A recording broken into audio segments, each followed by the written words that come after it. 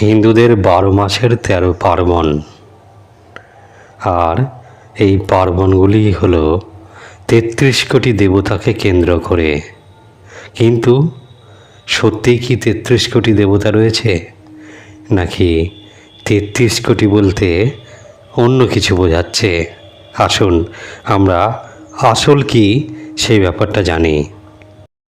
আমরা কথায় কথায় বলি হিন্দু ধর্মে 33 কোটি দেবতা রয়েছেন, কিন্তু কোটি সংখ্যাটি আক্ষরিকভাবে সংখ্যা হিসাবে নয়।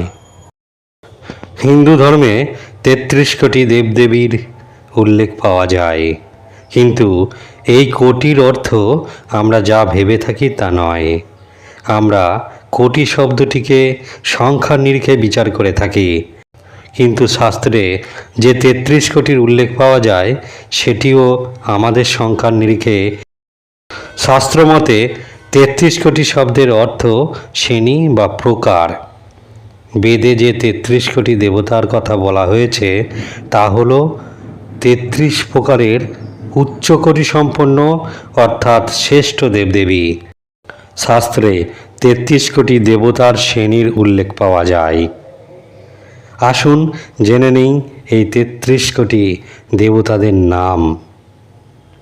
33 কোটি দেবতাদের শ্রেণীতে রয়েছেন 8 বসু, 11 রুদ্র, 12 আদিত্য, ইন্দ্র ও প্রজাপতি।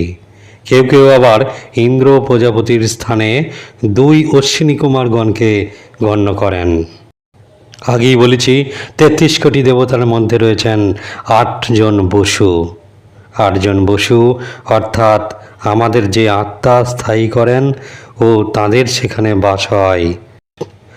এই 8 জন বসু হলেন ধরা, জল, অগ্নি, বায়ু, আকাশ, চন্দ্র, সূর্য এবং নক্ষত্র।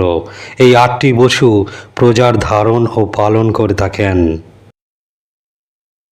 33 কোটি দেবতার মধ্যে রয়েছেন 11 জন রুদ্র। রুদ্র শরীরেরই অব্যয়। শরীর থেকে এক এক করে এই অব্যয় বেরিয়ে যাওয়ার সময় রোদন হয়, কান্না হয়।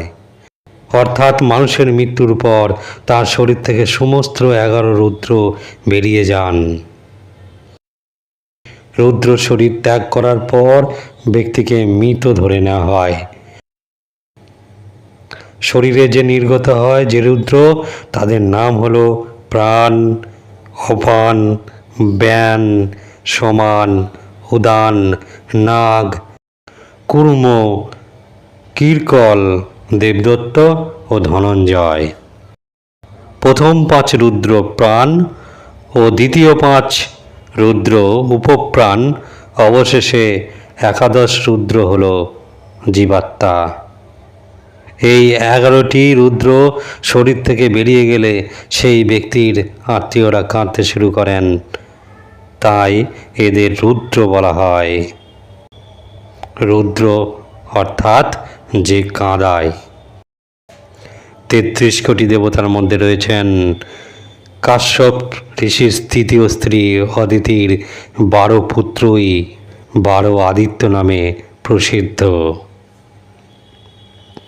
অদিতির 12 জন সন্তানের নাম হল অংশুমান, আর্যমান, ইন্দ্র, ত্বষ্টা, ধাতু, পূর্জন্য, পূষা, ভগ, মিত্র, বরুণ, বিভস্থান ও বিষ্ণু।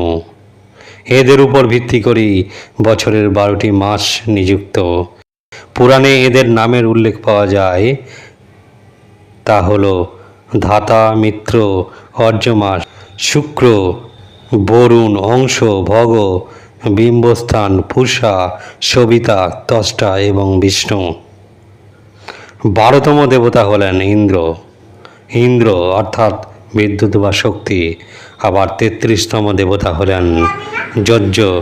যজ্ঞ অর্থাৎ প্রজাপতি, যার মাধ্যমে আমাদের বায়ু, দৃষ্টি, জল ও শিল্পশাস্ত্র উন্নত হয়, ঔষধি সৃষ্টি হয়। এটি 33 কোটি অর্থাৎ 33 ধরনের অধ্যায়, যা আমরা দেবতাগণে পুজো করে থাকি। দেবের অর্থ দিব্যগুণযুক্ত। নমস্কার, এই ছিল আজকের ভিডিওটি ভালো লাগলে সঙ্গে থাকবেন।